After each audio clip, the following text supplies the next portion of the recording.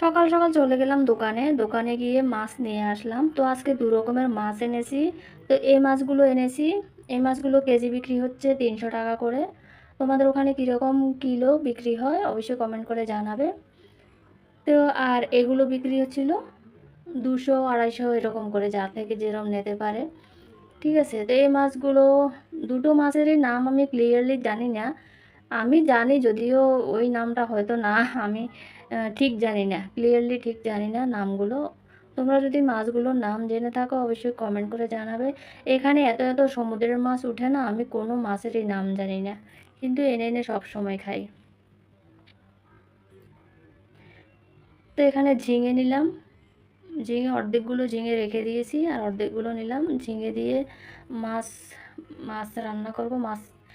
মাছগুলো আমি কি করব, পেঁয়াজি করব, আর একগুলো ঝিঙে দিয়ে রান্না করব। তো অর্ধেক অর্ধেক করে মাছ আমি রেখে দিয়েছি ফ্রিজের মধ্যে, আর অর্ধেক অর্ধেক করে আমি কেটে নিয়েছি। তো এবার আমি মাছগুলোকে ভেজে নিই। এই মাছগুলোকে আমি ঝিঙে দিয়ে রান্না করে দেখবো। আমি কোনো সময় ঝিঙে দিয়ে এই মাছগুলো রান্না করিনি, সব সময় টমেটো দিয়ে পেঁয়াজ দিয়ে রান্না করেছি। এগুলো সবজি দিয়ে রান্না করলে স্বাদ লাগে না। সমুদ্রের কোনো মাছেই সবজি দিয়ে রান্না করলে স্বাদ লাগে না। তাই আমি সব সময় পেঁয়াজ টমেটো পেস্ট করেই রান্না করে থাকি। তা আজকে একটু আমি ঝিঙে দিয়ে, ঝিঙেগুলো ভালো ছিল, আজকে একটু দাম কম ছিল ঝিঙের, তো এই জন্য 1 কেজির মতো নিয়ে চলে এসেছি আমি ঝিঙে। তাই ভাবছি ঝিঙেটা বা কী দিয়ে রান্না করব। আর ওই যে মিঠে পানির মাছগুলো পাওয়া যায়নি আজকে, রুই মাছগুলো, ওইগুলো পাইনি। তো এই জন্য আমি বলছি না, ঝিঙেগুলো দিয়ে এ এক ওই মাছগুলো দিয়ে একটু রান্না করে দেখি কীরকম স্বাদ হয়। তো মোটামুটি খারাপ লাগেনি, ভালোই হয়েছিল সবজিটা। খাওয়া দাওয়া হয়ে গেছে যদিও আমাদের। তো তারপর ভিডিওটা এডিট করতে বসলাম। এই মাছগুলোর নাম আমি জানি না। এগুলোই কি খরিশা বলে আমাদের ওখানে, নাকি অন্যগুলো জানি না আমি। এগুলো এতটুকুই ছোটো ছোটোই পাওয়া যায়, জানি না, ছাড়ো, কী বলবো আর। দেখো এগুলো ভাজতে ভাজতে এগুলোর কাঁটা বেরিয়ে যায়। সমুদ্রের মাছ না তাড়াতাড়ি, মানে জল থেকে তোলার পরে না বেশিক্ষণ থাকে না, তাড়াতাড়ি খারাপ হয়ে যায়। তো এই সেম তেলের মধ্যে আমি এই মাছগুলো আমি পেঁয়াজ দিয়ে টমেটো দিয়ে আমি ভালো করে ঝাল ঝাল করবো আজকে। এই মাছগুলো ভাজি খেতেও স্বাদ, আমি 2-3টে করে ভাজি রেখে দেবো। তো পেঁয়াজ দিয়ে দিলাম তেলের মধ্যে। পেঁয়াজটা একটু লাল লাল হয়ে গেলে, এরপর আমি টমেটো পেস্টটা ঢেলে দেব। তো পেঁয়াজটা আস্তে আস্তে ভাজা হয়ে যাক, এভাবে আমি টমেটো পেস্টটা বানিয়ে নিচ্ছি। তো আমি আজকে কী করব, মিক্সার গ্রাইন্ডারে পেস্ট করব না। তো আমি আজকে হাতেই এই চালনিটা দিয়ে চেলে টমেটো জুসটা আমি বের করে নেব। আমার কাছে মিক্সার গ্রাইন্ডারে গ্রাইন্ড করার থেকে এভাবে গ্রাইন্ড করে সবজি রান্না করলে আমার কাছে ভালো স্বাদ মনে হয়। আমি এক সময় একরকমভাবে রান্না করি, কোনো সময় পেঁয়াজ আর টমেটো একসাথে গ্রাইন্ড করেও রান্না করি, কোনো সময় এরকম পেঁয়াজ কুচি করে কেটে এরপর শুধু টমেটো গ্রাইন্ড করেও রান্না করি। এক সময় একরকমভাবে রান্না করি, মানে আলাদা আলাদা সময় আলাদা আলাদা টেস্ট হয়। তো এই জন্য সব রকমের টেস্ট করাটাই আমাদের দরকার। তো পেঁয়াজটা মোটামুটি লাল হয়ে গেছে, টমেটো জুসটা দিয়ে দিলাম আমি, টমেটো পেস্টটা দিয়ে দিলাম। এবার আমি সবগুলো মশলা দিয়ে দেব। তা আমি যদিও সবজির মধ্যে মশলা কিন্তু বেশি দিই না, একটু একটু দিই। তো হলদি দিয়েছি, একটু লঙ্কা পাউডার দেবো, এই লঙ্কাগুলো আমি নিজের হাতে বানানো। এরপর আমি লবণ দিয়ে দিচ্ছি। এরপর দিয়ে দেবো আমি ফিশ ফ্রাই মশলা। এই ফিশ ফ্রাই মশলাটা কিন্তু জাস্ট তরকারিটা যখন জল দেব না তখনও একটুখানি দিয়ে দেব, তাহলে স্বাদটা আরও দ্বিগুণ বেড়ে যায়। এবার মশলাটা ভাজা ভাজা হয়ে গেলে আমি জল দিয়ে দেব। মশলাটা একদম গ্যাসটা আমি স্লো করে দিয়েছি, ভালো করে ভেজে নিচ্ছি মশলাটাকে। মশলা যত ভাজা হয় তরকারির টেস্ট কিন্তু ততই ভালো হয়। তো এবার আমি জল দিয়ে দেব। জল দিয়ে দেওয়ার পরে আমি আরেকটু ফিশ ফ্রাই মশলা দিয়ে দেব এটার মধ্যে।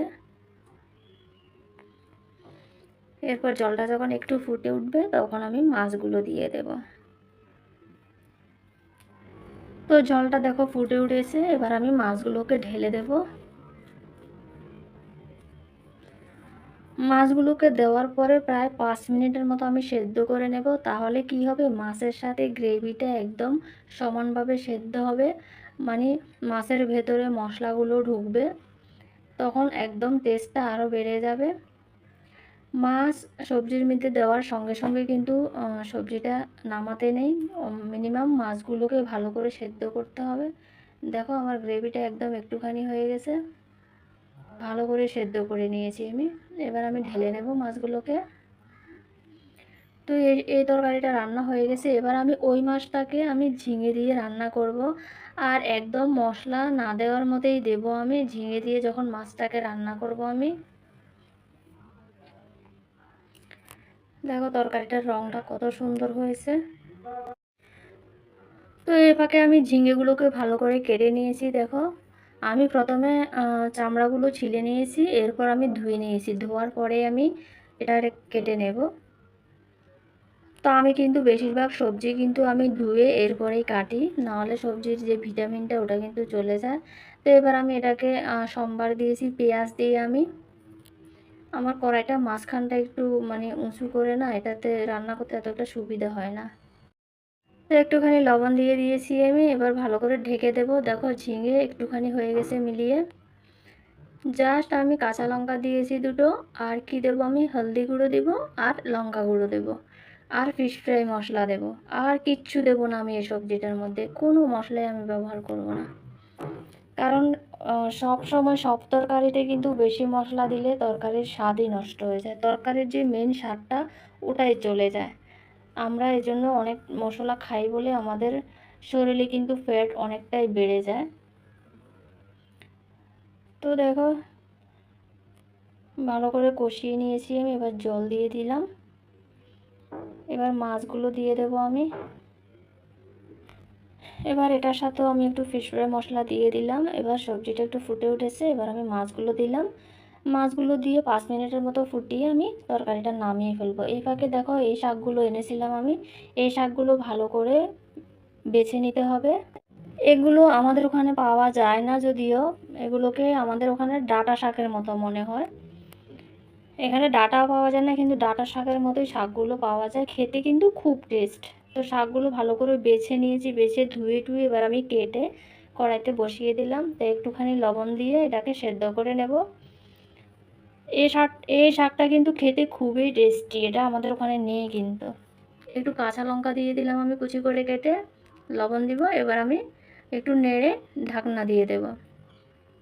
এরপরে সেদ্ধ হয়ে গেলে একটুখানি হলুদ দেবো আমি। অনেকে কিন্তু শাকের মধ্যে হলুদ দেয় না, কিন্তু আমি দিই। আমি একটুখানি হলুদ দিয়ে দিই, না দেওয়ার মতো একটুখানি দিয়ে দিই।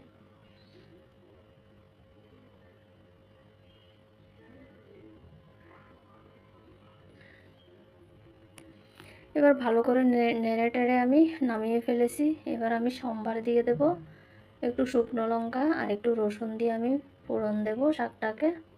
অনেকে শাকের মধ্যে পেঁয়াজ দিয়ে ফোড়ন দেয়, আমার কিন্তু ভালো লাগে না। আমার রসুন না দিলে, রসুন ঘরে না থাকলে আমি শাকই বানাই না। আমার পেঁয়াজ দিয়ে রান্না করলে আমি মুখেও দিতে পারি না, আমার ভালো লাগে না। তো শাকটাও রান্না করে ফেললাম। এই হলো আমার আজকের রান্না।